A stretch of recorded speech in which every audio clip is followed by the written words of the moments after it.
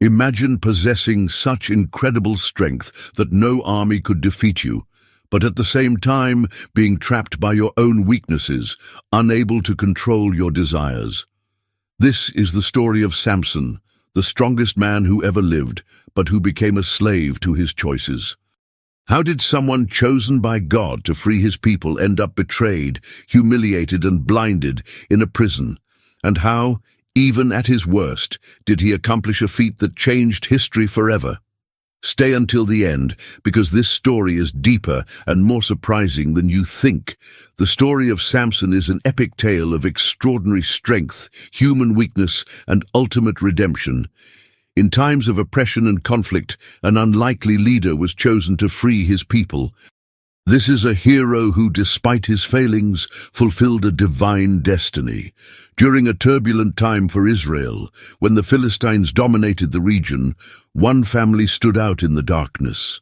The book of Judges relates that the children of Israel once again did what was evil in the eyes of the Lord, resulting in their being delivered into the hands of the Philistines for 40 years. Against this backdrop came Manoah and his wife, a couple from the tribe of Dan. The woman, who until then had no children, was surprised by a heavenly visit.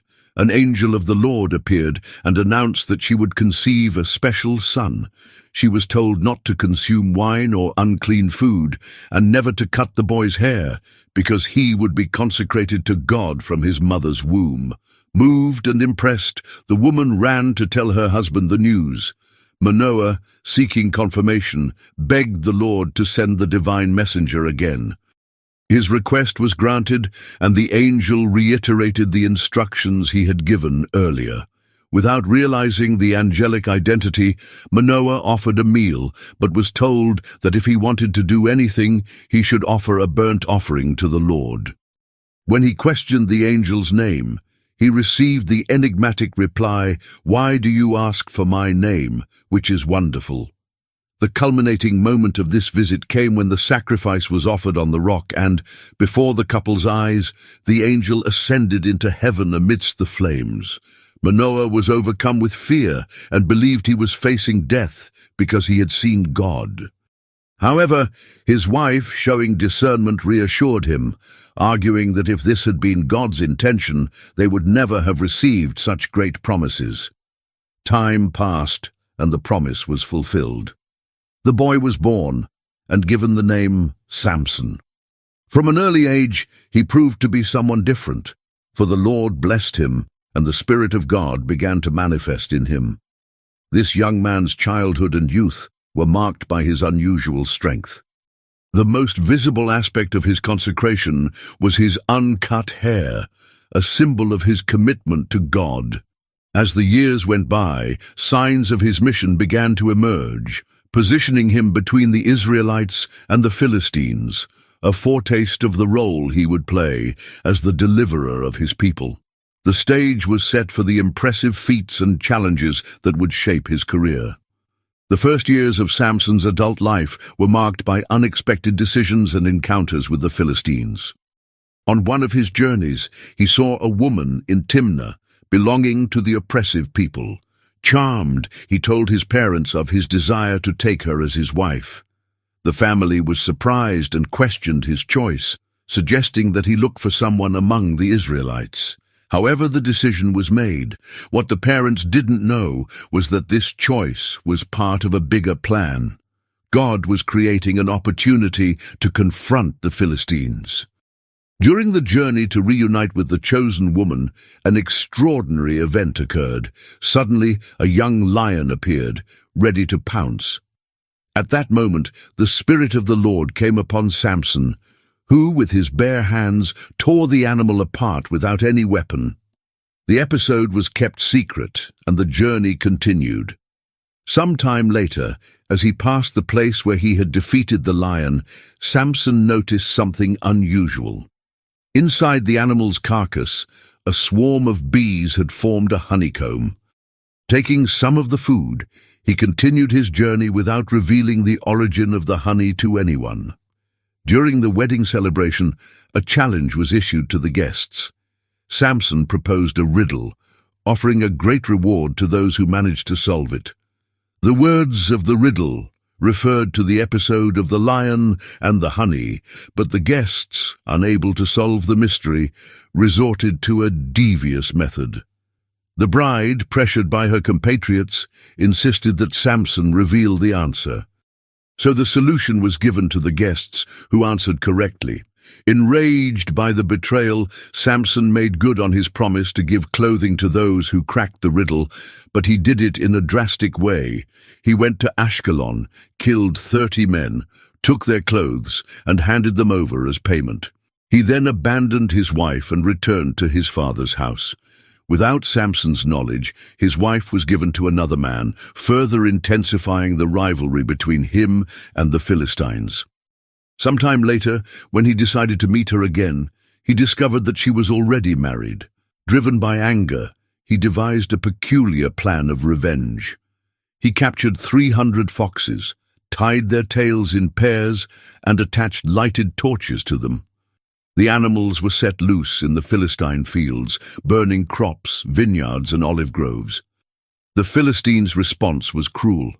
In revenge, they set fire to the house of the woman and her father. In retaliation, Samson attacked fiercely, causing many casualties. Fearing the consequences, he took refuge in a cave in the rock of Etam. The Philistines, determined to capture him, advanced on Judah. The Israelites, fearing reprisals, agreed to hand Samson over. 3,000 men sought him out and, when they found him, explained the situation. In response, Samson allowed himself to be tied up and handed over to his enemies, but on one condition, that no Israelite attacked him. When he was taken to the Philistines, something surprising happened. As his captors approached, the Spirit of the Lord took hold of him once again. The ropes that bound him broke like threads burnt by fire. Taking the fresh jawbone of a donkey he found on the ground, he used it as a weapon and defeated 1,000 men. After this victory, Samson became extremely thirsty. Feeling exhausted, he cried out to God, recognizing that his strength came from the Lord. In response, a spring of water appeared, renewing his strength. This place became known as En-Hakkore, a reminder of God's provision. For 20 years, Samson led Israel, keeping the Philistines in constant fear. However, his journey was far from over. Samson's career as Israel's judge was marked by displays of strength and controversial choices. On one occasion, he went to Gaza, where he spent the night with a woman from the city. When the inhabitants learned of his presence, they planned to capture him at dawn. However, in the middle of the night, Samson got up, tore down the city gates with his pillars, and carried them to the top of a hill, making it clear that his strength remained unmatched. Despite his exploits, Samson had a weakness that would soon become his downfall: his attraction to women who didn't share his faith.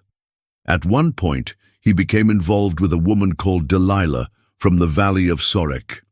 This relationship aroused the interest of the Philistine rulers, who saw an opportunity to finally defeat him. The Philistine leaders approached Delilah with a tempting offer. Each of them would pay a large sum of silver if she discovered the secret of Samson's strength and revealed how he could be subdued. Seduced by the reward, Delilah began a dangerous game of manipulation and deception. In her first attempt, she asked him directly what the secret of his strength was and how he could be subdued. Samson, realizing the danger or just playing along, replied with a lie. If he were tied up with 7 new and still damp bowstrings, he would lose his strength. Delilah tested the information, and when the Philistines came to capture him, Samson easily broke the strings. Not giving up, Delilah insisted once more. This time, Samson said that if he were bound with new ropes, he would lose his strength.